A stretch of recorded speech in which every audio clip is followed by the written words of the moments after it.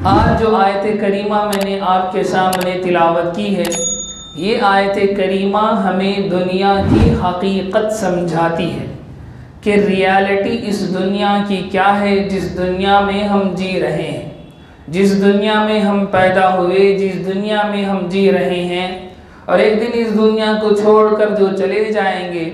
यहाँ हम अपने शऊर, अपने कॉन्शियस के साथ ज़िंदा रह रहे हैं, तो ज़रूरी है कि हम इस दुनिया की रियलिटी को जानें, हम इस दुनिया की हकीकत को समझें। अगर हम इस दुनिया में जी रहे हों और हमें इसकी रियलिटी ना पता हो, तो ये बहुत बड़ी बेवकूफ़ी होगी कि हम एक चीज़ को इख्तियार किए हुए हैं लेकिन उसकी रियलिटी से बाखबर नहीं है, उसकी हकीकत मालूम ना हो। ये बहुत बड़ी गुमराही होगी, ये बहुत बड़ी बेवकूफ़ी होगी।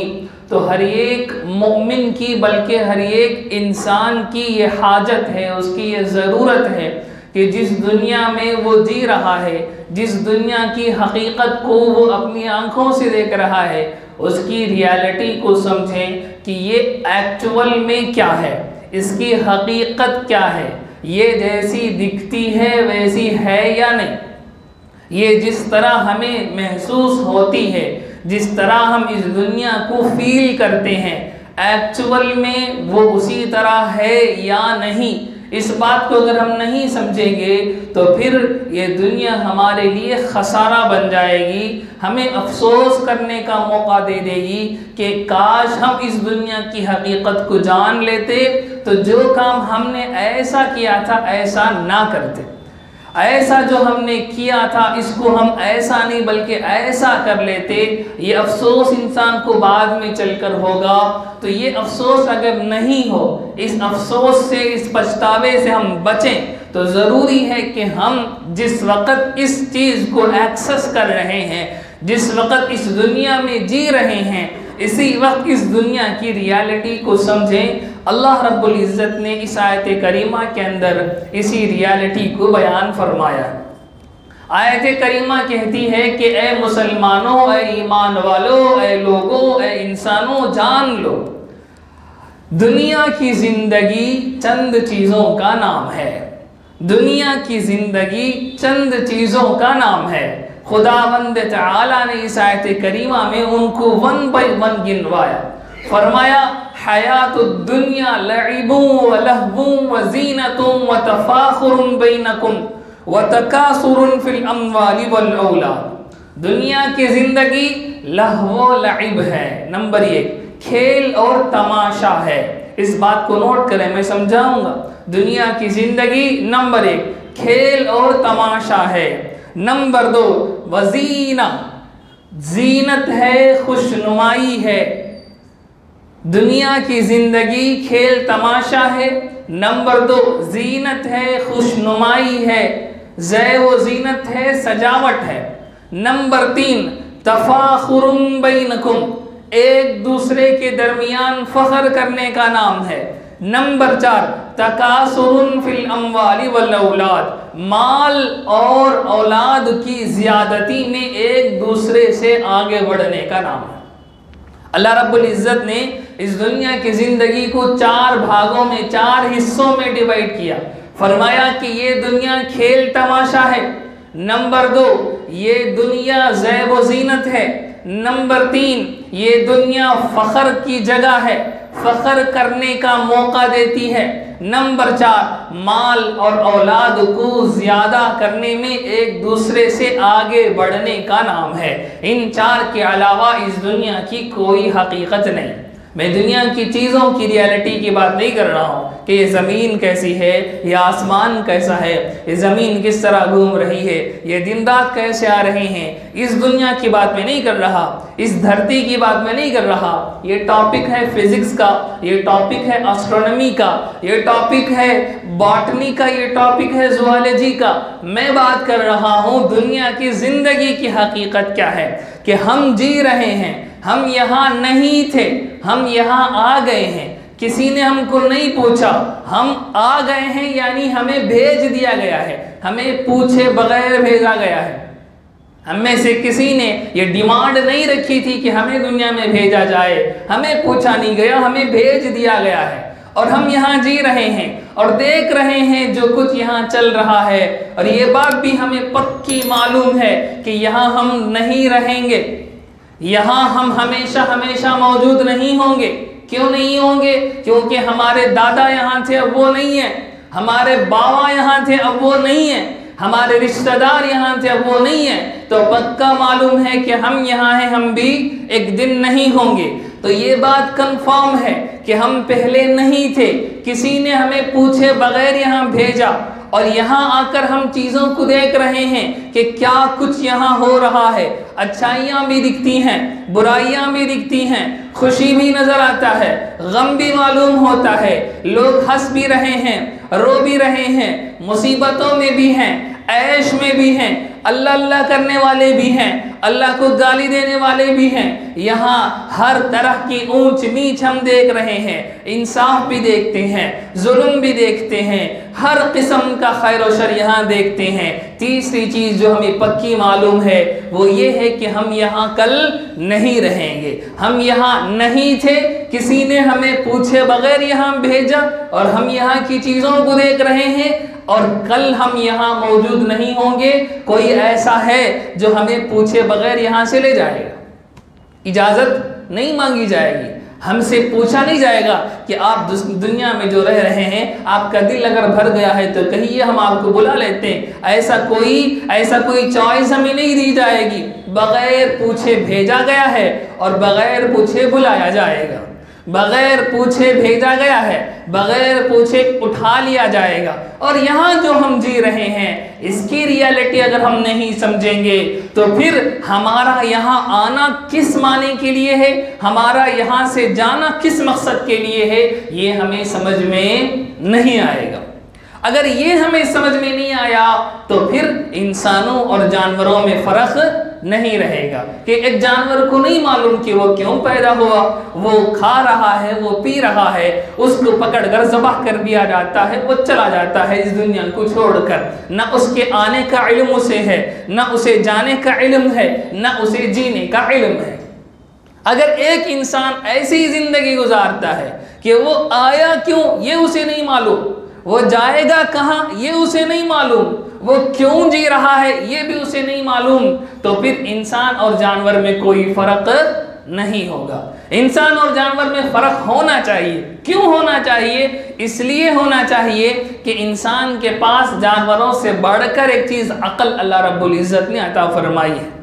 जब अकल इसके पास है तो ज़रूरी है कि ये समझे, सोचे कि वो कहाँ से आया, वो कहाँ जाएगा, किसने उसे भेजा, कौन उसे बुला लेगा, क्यों भेजा गया, क्यों उसे यहाँ से बुला लिया जाएगा, ये क्या और क्यों, ये व्हाट और व्हाई का सवाल, इस क्वेश्चन का आंसर ही ये हमारी ज़िंदगी है। तो अल्लाह रब्बुल इज़्ज़त ने कुरान मजीद के ज़रिए से उस क्वेश्चन का आंसर भी हमें दे दिया। ये कुरान मजीद क्या है? ये उसी क्वेश्चन का पूरा आंसर है कि तू कहाँ से आया, तू कहाँ जाएगा, तू क्यों आया, तू क्यों जाएगा, तू इस दुनिया में किस मकसद के लिए आया। उसी मकसद को हमारी अकल नहीं समझ सकती, उस मकसद को निरी हमारी अकल, हमारी रैशनैलिटी उसको एक्सेस नहीं कर सकती। इसीलिए रब्बुल इज़्ज़त ने हमें उस आंसर को समझाने के लिए रसूलों को भेजा, उनके हाथ किताबों को दिया कि ये रसूल हम तुम्हारे पास भेज रहे हैं, ये तुम्हारे व्हाट और व्हाई का आंसर करेंगे, ये तुम्हारे व्हाट और व्हाई का आंसर करेंगे, ये तुम्हारी रैशनैलिटी को जगाएंगे कि तुम इस दुनिया में किस मकसद के लिए आए हो। अब ये कॉन्सेप्ट अगर हम समझ चुके हैं तो आगे बढ़े आयत करीमा की तरफ। अगर ये कॉन्सेप्ट अभी समझ में नहीं आया तो फिर आयत करीमा का पूरा मतलब समझ में नहीं आएगा। तो ये कॉन्सेप्ट अच्छी तरह समझ लें कि इंसान और जानवरों में फ़र्क होना चाहिए। क्यों होना चाहिए? इसलिए कि इंसान के पास जानवरों से बढ़कर अकल दी गई है।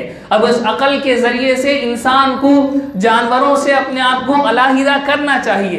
कैसे करेगा? ये व्हाट और व्हाई के आंसर के ज़रिए से करेगा कि वो कैसे दुनिया में आया, कौन उसको दुनिया में भेजा, वो क्यों दुनिया को छोड़कर चला जाएगा, कौन उसको दुनिया को छोड़कर बुला लेगा, दुनिया को छुड़ाकर बुला लेगा, इस दुनिया की ज़िंदगी में वो किस मकसद के लिए आया। इसी मकसद को समझने के लिए पहले दुनिया की ज़िंदगी को समझना होगा। दुनिया की ज़िंदगी को नहीं समझा गया तो फिर दुनिया के अंदर आने का मकसद एक्सप्लोर नहीं होगा। तो उस मकसद को अल्लाह रब्बुल इज़्ज़त ने आयत करीमा के अंदर समझाया है कि 4 चीज़ों का नाम है दुनिया की ज़िंदगी। 4 चीज़ों का नाम है दुनिया की ज़िंदगी। नंबर 1 हयातुद दुनिया लइबुन व लहवुन, खेल तमाशा है, खेल तमाशा है नंबर 1। नंबर 2 ज़ीना, खूबसूरती है, सजावट है, दिखलावा है, नुमाइश है। नंबर 3 तफाखुर बैनकुम, एक दूसरे के दरमियान स्टेटस में आगे बढ़ना है, एक दूसरे के दरमियान फख्र करने की कोशिश करना इस दुनिया की ज़िंदगी का हिस्सा है। नंबर 4 तकासुरुन फिल अम्वाली वल औलाद, माल और औलाद को बढ़ावा देने में, बढ़ाने में एक दूसरे से कॉम्पिटिट करना, यह है इस दुनिया की हकीकत। देखिए, दुनिया में जब इंसान पैदा होता है तो उम्र के साथ साथ उसकी अक्ल बढ़ती जाती है। खेल तमाशा, अल्लाह रब्बुल इज़्ज़त ने बड़ी अजीब आयत है, इस आयत करीमा पर गौर कीजिए, कुरान मजीद निकाल कर इस आयत करीमा की तफसीर देखिए, बहुत अजीब व गरीब किस्म की आयत है। अल्लाह रब्बुल इज़्ज़त ने दुनिया इंसान की ज़िंदगी के पूरे मरहले को इन 4 हिस्सों में डिवाइड कर दिया है। देखिए, इंसान जो खेल खेलता है वो 2 तरह के खेल होते हैं। बचपन में, बिल्कुल बच्चों की बात मैं कर रहा हूँ, एक वो खेल होते हैं जिनमें हार जीत नहीं होती, बस खेल खेल है, बेमकसद का खेल है। एक वो खेल होता है जिसमें हार जीत होती है, किसी भी हिसाब से हार जीत होती है, एक हारेगा एक जीतेगा, एक ग्रुप हारेगी एक ग्रुप जीतेगी। दुनिया के पूरे खेल इन्हीं 2 तरह के होते हैं। एक वो खेल जिनमें हार जीत का कॉन्सेप्ट ही नहीं होता, एक वो खेल जिनमें हार जीत का कॉन्सेप्ट होता है। जब बच्चा पैदा होता है तो वो ऐसे खेल खेलता है जिसमें हार जीत का कॉन्सेप्ट ही नहीं होता। छोटा सा बच्चा है, हाथ में झुंझुना उसके दे दिया गया, वो हिला रहा है, झुंझुना हिला रहा है, झुंझुना हिला रहा है, खेल है, बेमकसद का खेल है, कुछ भी उसके अंदर नहीं है, ना उससे उसे कोई फायदा होने का, ना उससे कोई नुकसान होने का, बस खेल है। ये जिंदगी का पहला मरहला है, फर्स्ट स्टेप है। बच्चा खूब झुंझुना हिलाता है, खूब झुंझुने से खेलता है, उसकी आवाज़ से खुश होता है। अगर कोई उसके हाथ से वो झुंझुना खींच ले, छिना ले, तो वो बच्चा रोने लगता है। वो समझता है मेरी पूरी कायनात लुट गई, मेरा पूरी पूंजी, मेरा पूरा सरमाया किसी ने छिना लिया मुझसे, मेरी पूरी दुनिया को किसी ने मुझसे छीना लिया। खूब चिल्ला चिल्ला कर रोता है। क्यों? वो झुंझुना उसके हाथ से किसी ने छीन लिया। दोबारा उसके हाथ में वो झुंझुना दे दिया जाए तो वो समझता है मेरी पूरी कायनात मुझे मिल गई, मेरी पूरी दौलत मुझे मिल गई। पैसों की उसे कोई परवाह नहीं होती, बड़ी बड़ी गाड़ियों की उसे कोई ख्वाहिश नहीं होती, मोटे मोटे मोबाइल उसे पसंद नहीं आते, हाई क्वालिटी के उसे कैमरेज अच्छे नहीं लगते, बड़े बड़े फ्लैट उसे मज़ेदार नहीं लगते। वो झुंझुना होता है जिसको वो अपनी पूरी ज़िंदगी का सरमाया समझता है, वो झुंझुना होता है जिसे वो अपनी ज़िंदगी के पूरी जायदाद तस्वुर करता है। बच्चा आगे बढ़ता है तो अब वो ऐसे खेल खेलना शुरू करता है जिसमें हार जीत होती है। अब उसे कोई उसके हाथ में झुंझुना थमाए तो उसे गुस्सा आता है कि मैं थोड़ा बच्चा हूँ, मैं दूध पीता बच्चा थोड़ी हूँ कि तू मुझे झुंझुना दे रहा है। अब वो अपनी बचपन को याद करके हंसेगा, अफसोस करेगा कि क्या अजीब बात थी कि झुंझुने पर मैंने अपनी पूरी दुनिया की ज़िंदगी को समझ रहा था, अपना पूरा सरमाया झुंझुने को समझ रहा था। छोटा सा झुंझुना 10-20 रुपये में आता था, मैं उसी को पूरी कायनात समझता था। लेकिन जब अक्ल और शऊर आगे बढ़ती है तो झुंझुना उसे अच्छा नहीं लगता, झुंझुने में उसे मज़ा नहीं आता। वो ऐसे खेल खेलना चाहता है जिसमें हार जीत होती है, वो आंख मचोली खेलता है, वो ऐसे खेल खेलता है जिसमें एक दूसरे की हार जीत का मौका होता है। ये ज़िंदगी का दूसरा मरहला है, ज़िंदगी का दूसरा मरहला है। अभी ये बचपन में है, बचपन ख़त्म हुआ, जवानी की ज़िंदगी शुरू हुई। अब वहाँ उसे खेल कूद में मज़ा नहीं आता। अब वो ना बेमकसद के खेल खेलना चाहता है, अब वो ना बामकसद के खेल खेलना चाहता है। अब उसे ज़ैब व ज़ीनत पसंद आती है, अब वो अपने आप को टिप टॉप करना चाहता है, अब वो अपने आप को खूबसूरत बनाना चाहता है कि लोग मुझे देखें तो मैं अच्छा लगूं, मैं खूबसूरत लगूं। कपड़े अयन किए बगैर नहीं पहनता। जब बच्चा था तो गंदे कपड़े थे, नाक टपक रही थी, राल टपक रही थी, कोई फर्क नहीं, अपने खेलों में मस्त है। उधर घूम रहा, सर्दी में जा रहा, बारिश में जा रहा, पानी में खेल रहा, धूप में पड़ा हुआ है, खेल में मगन है। लेकिन जब दूसरे तीसरे मरहले पर जाता है तो उसे अपने कपड़ों की फिक्र होती है, अपनी घड़ी की फिक्र होती है, अपने टोपी की फिक्र होती है, बालों को सजाता है, बालों को संवारता है, अपने आप को अच्छा बनाता है। ये क्या है? खूबसूरती है। ये क्या है? ज़ैब व ज़ीनत की नुमाइश है। ये क्या है? अपने आप को अच्छा बनाना है कि स्त्री कल न जाए। स्त्री को करके पहनता है, कपड़ों को संभाल कर रखता है, दाग धब्बा लग जाए तो उसको फौरन धोता है। ये ज़िंदगी का तीसरा मरहला है, इंसान की ज़िंदगी का ये तीसरा दर्जा है। जब और आगे बढ़ा तो अब उसे कपड़ों की परवाह नहीं, उसे खूबसूरती की परवाह नहीं, वो एक दूसरे से कॉम्पिटिट करना चाहता है। मैं आगे बढ़ूं, मेरा करियर अच्छा हो, मेरी कमाई अच्छी हो, मैं उससे आगे बढ़ जाऊं, मैं इससे आगे बढ़ जाऊं। बच्चे खेल रहे हैं, कपड़े गंदे कर रहे हैं, कोई परवाह नहीं, उसे अपनी जिंदगी को अच्छा करने की फिक्र होती है। एक दूसरे से कंपटीशन में लगा हुआ है कि मैं उससे आगे बढ़ जाऊं, मैं उससे आगे बढ़ जाऊं, मैं उससे आगे बढ़ जाऊं। वही आदमी जब जवानी के तीसरे दर्जे की उम्र में था तो उसे खूबसूरती अच्छी लगती है। अब वो खूबसूरती में अपने टाइम को ज़ाया किए बगैर वो अपने आप को आगे बढ़ाने की कोशिश करता है। ज़िंदगी का 5वां मरहला आता है, उस वक़्त इंसान को उन चीज़ों की भी फिक्र नहीं होती कि करियर मेरा अच्छा हो।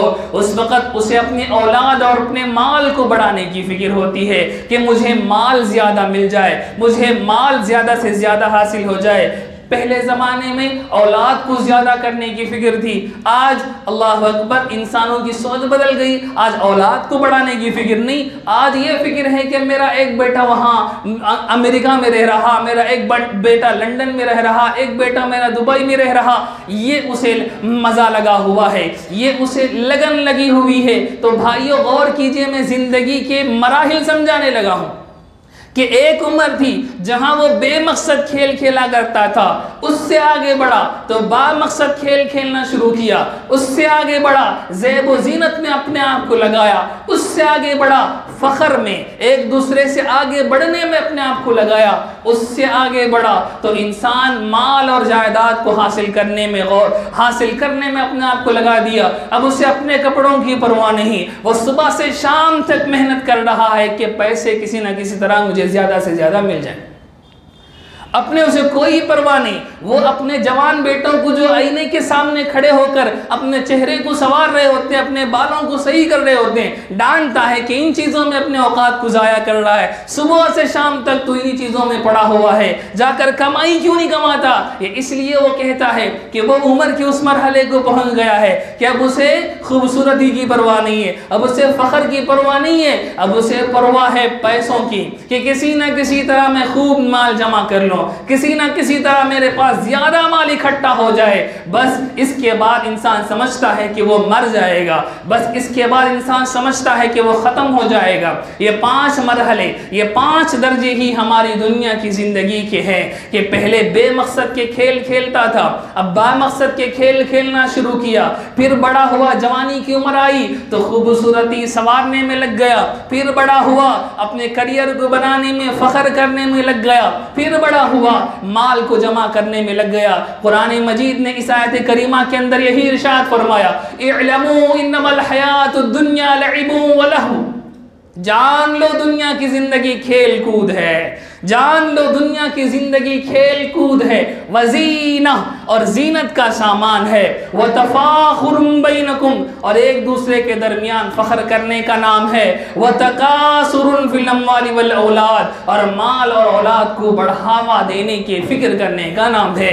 ये ज़िंदगी के 5 मरहलों को अल्लाह रब्बुल इज़्ज़त ने इस आयत करीमा में समझा दिया। अब सादे इंसानों का ख्याल यहाँ जाकर रुक जाता है, जिसके पास नूरे नबुव्वत की रोशनी नहीं मिलती, जिसके दिल में ईमान नहीं होता, वो समझता है मेरी दुनिया की ज़िंदगी बस इतनी ही है। वो समझता है अब मैं ख़त्म हो जाऊंगा, अब मैं मर जाऊंगा, मेरी उम्र हो गई है। अल्लाह रब्बुल इज़्ज़त ने कुरान मजीद में हमें एक छठा मरहला समझाया है कि तुम समझ रहे हो कि दुनिया की ज़िंदगी खेल कूद और जीनत और फ़ख्र और माल कमाने की फ़िक्र का नाम है। हम समझा रहे हैं कि देखो, जब तुम बच्चे थे झुनझुने से खुश हो जाते थे, जब बड़े हुए झुनझुना पसंद नहीं आता था, झुनझुने से नफरत होती थी, कोई झुनझुना हाथ में दे तो चिढ़ पैदा होती थी कि मैं बच्चा थोड़ी हूँ झुनझुने से खेलूं।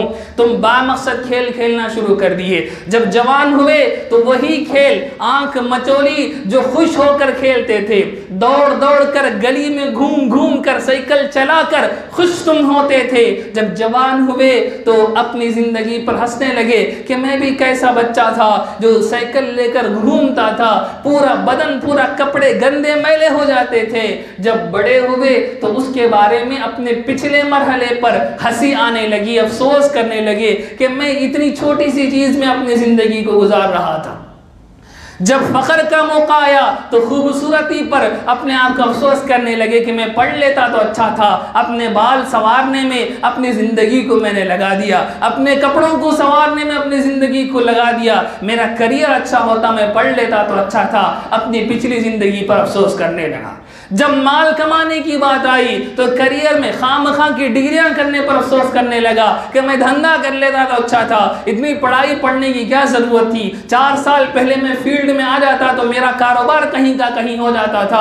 अपनी पिछली ज़िंदगी पर अफसोस कर रहा है। मेरे भाइयों, याद रखें, जब मर कर अल्लाह के सामने इंसान खड़ा होगा तो अपनी पूरी दुनिया की ज़िंदगी पर ऐसे ही अफसोस करेगा जैसे वो दुनिया की ज़िंदगी में एक एक मरहले पर अफसोस करता था कि काश मैं ये लड़ाइयाँ नहीं लड़ता, ये मुकदमे नहीं करता, ये जायदादें जिसे देखकर मेरी आंखें फट जाती थी, ये जेवरात जिसे लड़ लड़ कर मैंने अपने भाइयों से छीना था, ये बड़ी बड़ी बिल्डिंगें जिनको हासिल करने के लिए सुबह से शाम तक मैंने मेहनत की, अपनी ज़िंदगी को उसमें झोंक दिया, काश ये सब मैं नहीं करता। कितने छोटे छोटे झुनझुने हैं ये जिन पर मैंने अपनी ज़िंदगी को लगाया था। मैं अल्लाह की इबादत कर लिया होता, मैं अल्लाह के रसूल की ताअत कर लिया होता, मैं दीन पर चला होता, आज मेरी ये जन्नत बनी हुई होती।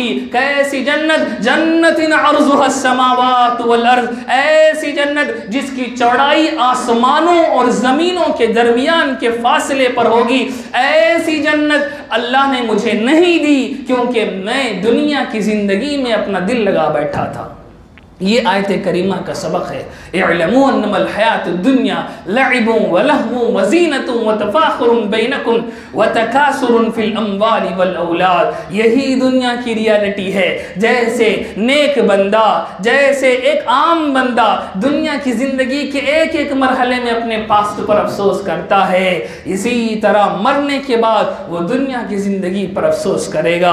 वो मरने के बाद अपनी दुनिया की ज़िंदगी पर अफसोस करेगा कि घर की तकसीम के लिए मैंने अपने भाइयों पर केस ठोंक दिया था, उन पर मैंने मुकद्दमा चला दिया था, काश मैं ऐसा ना करता।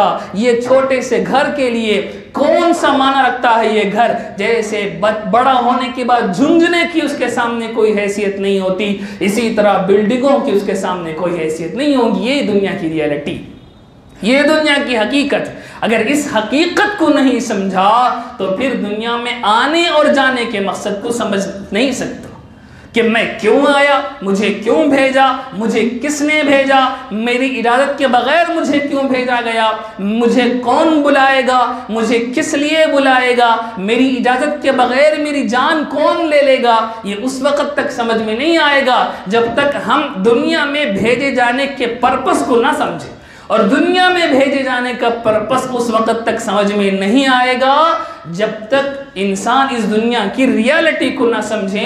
वही रियलिटी अल्लाह रब्बुल इज़्ज़त ने आयत करीमा में हमें समझाई है कि दुनिया की यही हकीकत है। दुनिया की इस हकीकत को हम समझें तो फिर ये दुनिया फीकी लगेगी, ये दुनिया में मज़ा नहीं आएगा, इस दुनिया में दिल नहीं लगेगा। बुजुर्गों ने लिखा दुनिया की मिसाल इस्तंजा खाने की तरह है कि दुनिया ज़रूरी है, जैसे घर में बाथरूम का होना, रेस्टरूम का होना ज़रूरी है, इसी तरह ये दुनिया ज़रूरी है। क्योंकि दुनिया बाथरूम से इंसान की ज़रूरत पूरी होती है, तो इस दुनिया से इंसान की ज़रूरत पूरी होती है। लेकिन बाथरूम से कोई दिल नहीं लगाता, कितना भी खूबसूरत बाथरूम बना हुआ हो वहाँ दिल नहीं लगता, वहाँ जाकर इंसान घंटों घंटों बैठना पसंद नहीं करता। इसी तरह दुनिया से दिल ना लगाओ, दुनिया से ज़रूरत के मुताबिक उसे हासिल करो, लेकिन उससे दिल ना लगाओ। ये उसी वक्त होगा जब हम दुनिया की हकीकत को समझें। अल्लाह रब्बुल इज़्ज़त से दुआ फरमाएं, रब्बुल इज़्ज़त हमें दुनिया की सही समझ नसीब फरमाए।